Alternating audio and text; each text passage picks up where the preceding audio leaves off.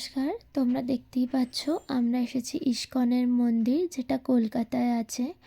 তো এতক্ষণ কীর্তন হচ্ছিল, কীর্তন দেখার পর আমরা প্রসাদ নিয়ে এসেছিলাম ঠাকুরমশাইয়ের কাছে, আমাদের প্রসাদটা যাতে পুজো করে দেওয়া হয়। তো এখানে মাথায় ঘোমটা দিয়ে আসতে হয়, তো আমিও মাথায় ঘোমটা দিয়ে নিয়েছিলাম। আমার সাথে আমার দুটো স্টুডেন্ট বোন ছিল। তো আমরা এখানে পুজো দিয়ে নিচ্ছিলাম আর বসে কিছু হরিকীর্তন করছিলাম। ঠাকুরটা তো দেখতে অপূর্ব সুন্দর, পুরো চোখ যেন আটকেই থাকছিল, তাই তোমাদের সাথে ভিডিওটা শেয়ার করলাম।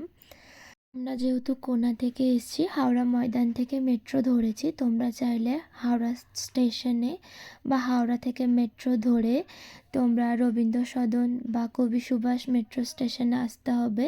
কবি সুভাষ থেকে হেঁটে 10 মিনিট এই ইস্কন মন্দিরটা। তো ইস্কন মন্দিরটা অসম্ভব সুন্দর বললেও কিছু কম হবে।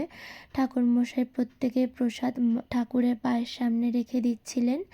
এই যে আমি আর আমার ওই ছোট্ট বোনটা।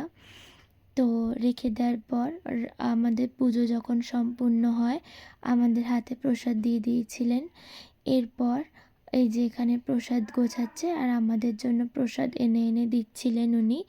এই যে দেখো, এটা জগন্নাথগুলো কি সুন্দর লাগছে। এবার এখান থেকে বেরিয়ে যাব, তাই লাস্টবারের মতন দেখে নিলাম। বাড়ি ফেরার পথে অনেকটা রাত হয়ে গেছিলো, তাই দ্বিতীয় হুগলি সেতুটা দেখতে খুব ভালো লাগছিল আর বাড়ি যাওয়ার তাড়াও ছিল। ভেতরে একটা ভয় কাজ করছিল, বাড়িতে কি বলবে এত লেট হয়ে গেছে, প্রায় 10টার কাছাকাছি। তাই বাড়ি ফেরার সময় একটু ভালো লাগার জন্য তোমাদের সাথে একটু ক্লিপটা শেয়ার করলাম। ভিডিওটা কেমন লেগেছে অবশ্যই জানিও। ভালো থেকো, সুস্থ থেকো, টাটা।